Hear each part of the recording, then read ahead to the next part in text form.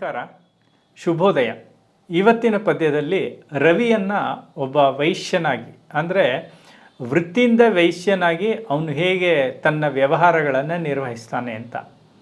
ಸಾಮಾನ್ಯವಾಗಿ ವೈಶ್ಯರಲ್ಲಿ ಅವರು ವ್ಯವಹಾರ ಕುಶಲಿಗಳು, ವ್ಯಾಪಾರ ಕುಶಲಿಗಳು ಅಂತ ನಾವು ನೋಡ್ತೇವೆ. ಅಂದರೆ ಅವ್ರು ಲೆಕ್ಕ ಇಡೋದು, ಬಾಕಿ ವಸೂಲಿ ಮಾಡೋದು, ವ್ಯಾಪಾರ ಮಾಡೋದು, ಇವುಗಳಲ್ಲಿ ಸಿದ್ಧಹಸ್ತರು ಅಂತ.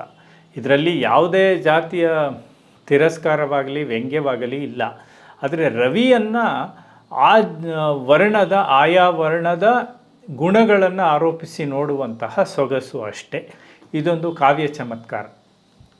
ರವಿ ದಿಟದಿ ವೈಶ್ಯ ಮರೆಯದೆ ಇಡುವನಲ್ಲ ದಿನದ ಲೆಕ್ಕ, ಒಮ್ಮೆಗೆ ನೀಡದೆ ಆಯುಷ್ಯ ದಿನಕ್ಕೆ ದಿನದ ಚಕ್ರಬಡ್ಡಿಯ ಇಕ್ಕುತ ಬದುಕ ನಿಕ್ಕುಳದಿ ಕುಣಿಸುವನು, ಕಾಲಸೆಟ್ಟಿ ನಕ್ಷತ್ರಿಕನಂತೆ ಇಣುಕಿಹನು ಪೂರ್ವದಿ ತೀರಿಸಲೇಳಿ ಈ ದಿನದ ಋಣದ ಬಡ್ಡಿ. ಹಿಂದಿನ ಕಾಲದಲ್ಲಿ ನಮಗೆ ಇವತ್ತಿನ ಕಾಲದಲ್ಲೂ ಅಷ್ಟೇ, ಹಣಕಾಸಿನ ತೊಂದರೆ ಬಂದರೆ ಹಣವಂತರ ಹತ್ರ ಪಡ್ಕೊಳ್ಳೋದು.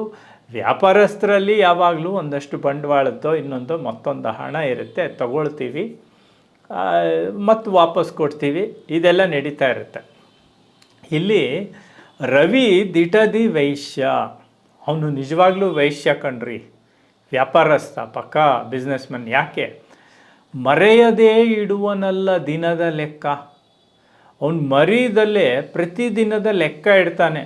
ಇಲ್ಲಿ ಎರಡರ್ಥ. ಒಂದು, ಪ್ರತಿನಿತ್ಯ ಬಿಡದೆ ಬರ್ತಾನೆ, ಲೆಕ್ಕ ತಪ್ಪಿಸ್ಕೊಳ್ಳಲ್ಲ, ಬರ್ತಾನೆ.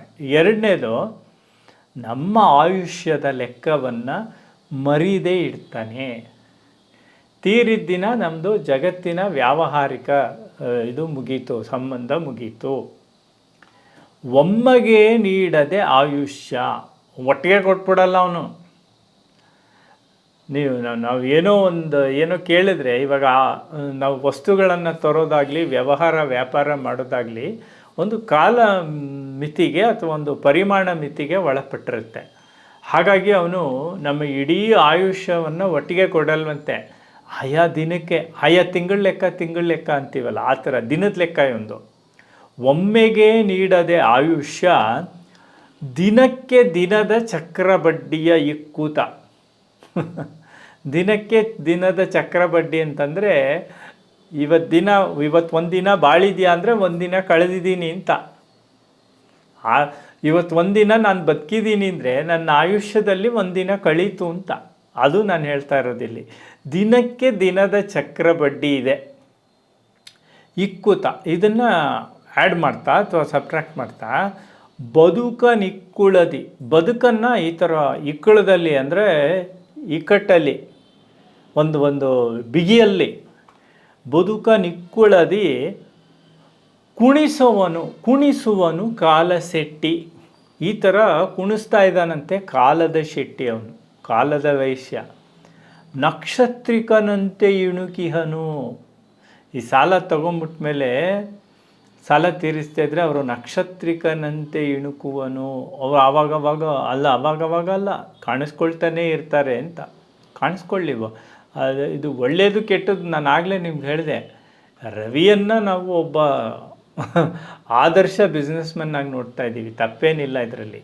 ನಕ್ಷತ್ರಿಕನಂತೆ ಇಣುಕಿಹನು ಪೂರ್ವದಿ, ಆಗಲೇ ಪೂರ್ವ ದಿಕ್ಕಿನಲ್ಲಿ ನಕ್ಷತ್ರಿಕಂತರ ಇಣುಕಿದಾನೆ, ಮುಖ ತೋರಿಸಿದ್ದಾನೆ. ತೀರಿಸಲೇಳಿ, ಆ ಒಂದು ಇದನ್ನು, ಆ ನಾವೇನು ತಗೊಂಡಿದ್ದೀವಿ ಆ ಬಡ್ಡಿ ದುಡ್ಡು, ಅದನ್ನು ತೀರಿಸ್ಬೇಕು. ಅದನ್ನು ತೀರಿಸೋದಕ್ಕೆ ಹೇಳ್ರಪ್ಪ, ಅವನಾಗಲೇ ಕಾಣಿಸ್ಕೋತಾ ಇದ್ದಾನೆ. ಪೂರ್ವದಿ ತೀರಿಸಲಿ ಇಣುಕಿಹನು ಪೂರ್ವದಿ ತೀರಿಸಲೇಳಿ ಈ ದಿನದ ಋಣದ ಬಡ್ಡಿ. ಈ ದಿನದ ಋಣದ ಬಡ್ಡಿ ಇದೆಯಲ್ಲ, ಅಂದರೆ ಕೆಲಸದ್ದು, ಕರ್ಮದ್ದು. ನಾವು ಈ ಜಗತ್ತಿಗೆ ಬಂದಿರೋದೇ ಋಣಶೇಷಗಳನ್ನು ಹೊತ್ತು ಅದನ್ನು ತೀರಿಸಬೇಕು ಅಂತ. ಹೀಗಾಗಿ ಈ ದಿನದ ಋಣದ ಬಡ್ಡಿಯನ್ನು ತೀರಿಸೋದಕ್ಕೆ ಹೇಳಿ ಅನ್ನೋದು ಇವತ್ತಿನ ಶುಭೋದಯ ಸಂದೇಶ. ನಮಸ್ಕಾರ, ನಾಳೆ ಮತ್ತೆ ಭೇಟಿಯಾಗೋಣ.